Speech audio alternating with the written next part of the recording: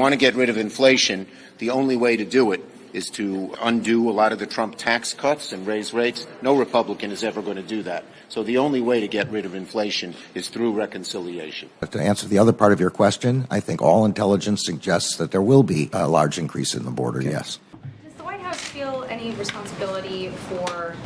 And I would note that the National Guard work for the states, and so he is an employee of the Texas National Guard, and his efforts and his operation were directed by there, not by the federal government in this effort, in this apparatus. Why did the White House kind of evade the question about Bishop Evans and kind of almost dismissed it? Oh, he works for the state, not for the feds. What do you think about that? The reason why they've basically ignored it and tried to put it on the state of Texas is because the White House has failed at doing their job of securing the southern border.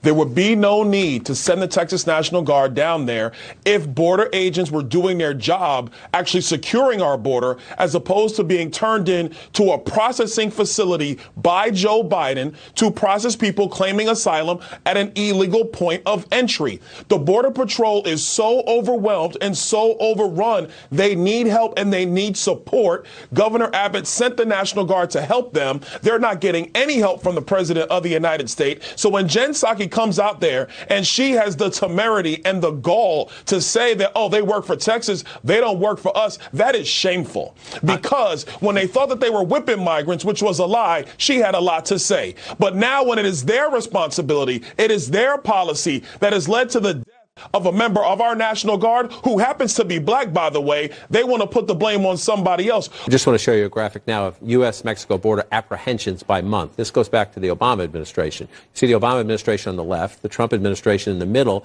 You see the Obama administration relatively flat line, a few spikes. Trump administration goes up to one high surge and then comes down. The Biden administration on the right. If you're Republicans trying to run an ad in a place where you think border security works, just run that graphic. Tell us what the reason that Title 42 should be removed. And what about those that say, well, this could cause an unprecedented number in people coming over the border? Well, Title 42 was an excuse to keep people out of our country. I voted for the CARES Act, COVID relief money, and the American Rescue Plan that infused a lot of money into the American economy. There is a debate right now among these academic types about whether the inflation is driven by supply or driven by all the extra money that came in as a result of the pandemic. It's a valid debate. There are strong points on both sides. The San Francisco Federal Reserve released a report saying that government spending accounted for 3% of the inflation that we're seeing now. So is spending more really the way to go? What we did at that time is take steps to help stem that economic downturn. And that was a decision made that the president continues to believe was in the interest of the American people. A new Harvard Institute of Politics poll shows Joe Biden's approval rating in the tank, 41% among voters aged 18 to 29, dipping nearly 20% over the last year. This is an issue. Insight Tip poll shows only 19% of voters want Biden to run again. Only 7% want Kamala Harris to run again. My sense is that Elon Musk would be well served to have an independent board, maybe bring back Jack Dorsey, others, to actually run the day-to-day decision-making of what content moderation is on the platform. On the breaking news, Twitter agreeing to let Elon Musk go through this purchase. Do you have a response to that? And does the White House have any concern that this new agreement might have President Trump back on the platform? Well, I'm not going to comment on a specific transaction.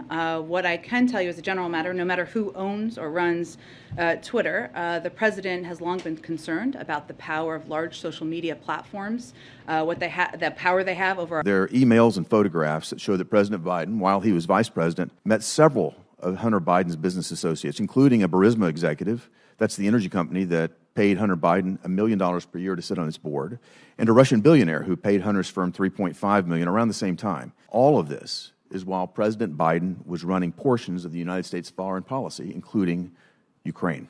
There's evidence that Hunter Biden paid for Joe Biden's living expenses while he was vice president. A Hunter Biden email from 2010 entitled JRB Bills, Joe R. Biden Bills, discusses paying for the upkeep of Joe Biden's large lakefront home. There's another 2010 email from a Biden confidant to Hunter Biden saying, quote, "Your dad just called me. He could use some positive news about his future earnings potential." To me, this suggests that Joe Biden's $231,000 salary is taxpayer-funded salary, and lifestyle as Vice President of the United States weren't enough to support his lifestyle.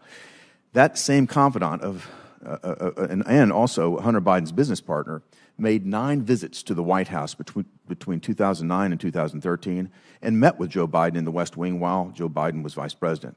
And we have a text message from Hunter Biden to his daughter stating that, "Don't worry, unlike Pop," meaning Joe Biden, "I won't make you give me half your salary." So it seems President Biden was serving as Vice President and running U.S. foreign policy at the same time that his son Hunter Biden was raking in money from shady foreign business deals, and this was money that was being diverted to benefit Vice President Biden. So, General Garland, do you have any reason to dispute the evidence that indicates that President Biden was involved with and using money from Hunter Biden's business deals? Senator, following the long-standing rule of the Justice Department, we don't discuss investigations or evidence that may or may not be relevant to investigations. That's a matter for the United States Attorney's Office that's investigating the case. Is it good enough for scientists to say, I'm just apolitical, I can stand aside from the science? Well, we should be apolitical. And that's what we, and I certainly have tried to be. But unfortunately, when you get totally politically motivated inaccuracies get thrown into the picture, like the claims that interventions worked when there was no indication whatsoever that they worked, none at all, and it was taken as one person's word is as good as another. Well, when you're dealing with science, one person's word is not as good as another.